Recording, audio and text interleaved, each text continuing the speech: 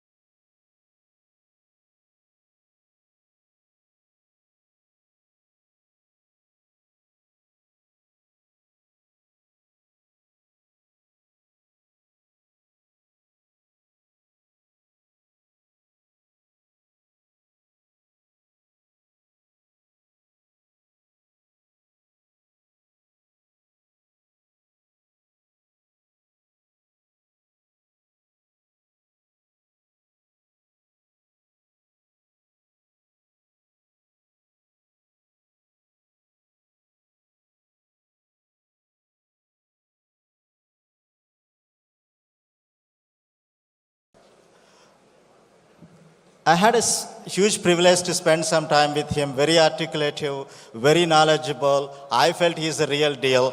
And the future of Amaravati is in safe hands, trust me. And thank you for accepting our invite. And I'd like to invite our moderator to moderate this session, Ravi Tochampudi, stage. Woo! Hello, Vegas. Thank you. Here you go, Ravi. Thank you.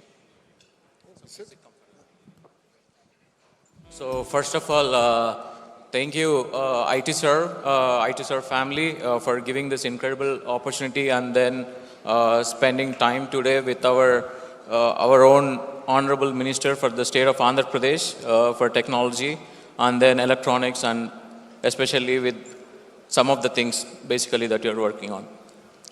So first I want to congratulate on the victory that you have actually achieved. So just want to understand, has it sunken in and how do you currently feel for that?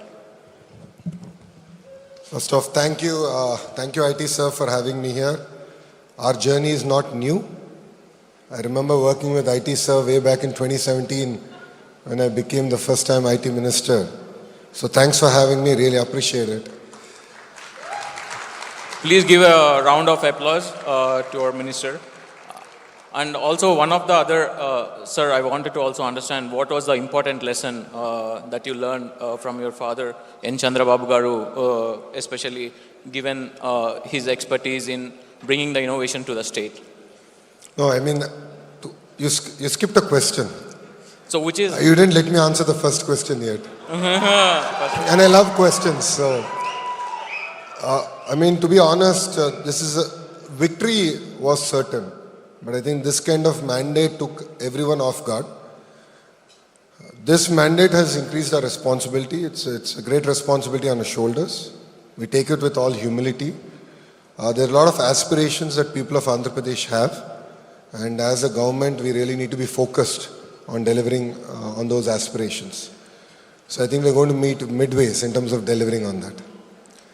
And in terms of my lessons from my leader, is to be very patient and perseverant. If you see in his entire political journey, it's had great highs and great lows. He takes his highs as he takes his lows. And for me, that's been a great lesson. And that's what I've learned from him, and that's the way I've taken my political journey also. Oh, that was good. Today I had an incredible opportunity to spend time with you, Lokesh Garu. So some of the things what I've observed is like you're a straight shooter in terms about, how you compose yourself, when you're talking about investments. Just want to understand, especially when you're trying to bridge some of the gaps, especially in terms about creating an enterprise, because a lot of our audience are mostly in small business enterprises. So when you graduated from Stanford and went back to India, you had a role at Heritage as a director. So when you actually ran both an enterprise company and then you came back into politics, how was that experience? Because a lot of our audience here would want to understand how to create an enterprise. I think that's a very good question. They're quite stark, they're quite different. In the private sector, when you are the boss, you decide the direction, you understand the journey, the results speak for themselves.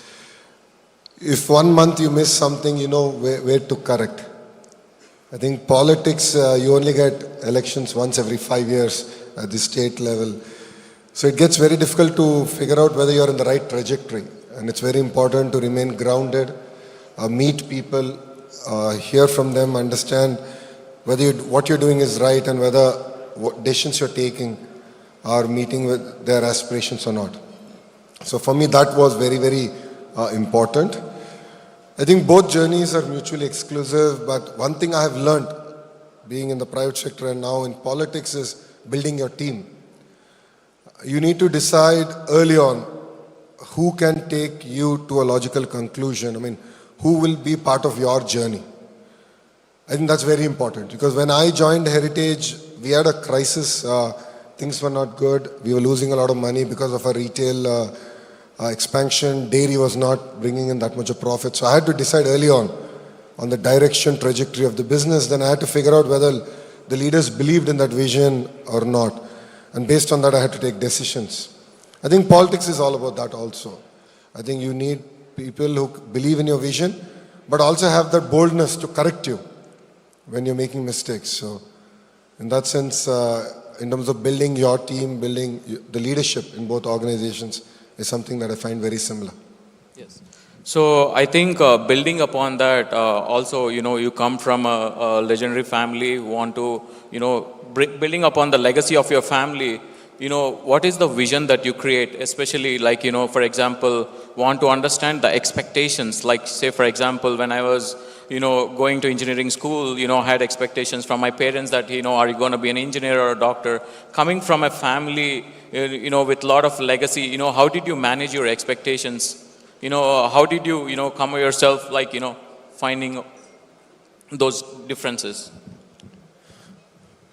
I mean, even if you look at, even in business, when you come from a certain business family, the institution might have certain expectations on you. Similarly, in politics, there are greater expectations. People expect you to behave in a certain manner, respond in a certain manner. But if you look at my journey in politics, I've always broken the mold. I have chosen the road less traveled. Membership in Telugu Desam party was never a smooth affair. And in 2014, I chose that as my focus area.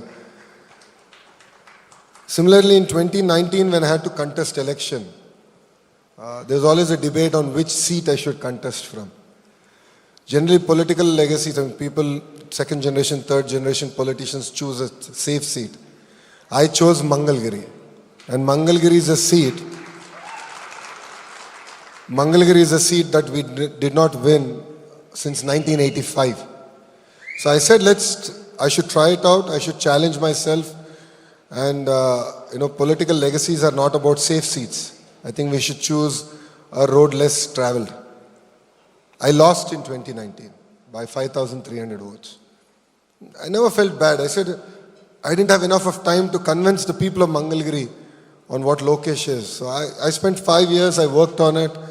I said, I'm going to contest from here. And in this process, a lot of people told me, why not contest from a safe seat also, just in case you lose? And I told them, if I do take an easy route or exit, that's accepting defeat, and I'm not going to.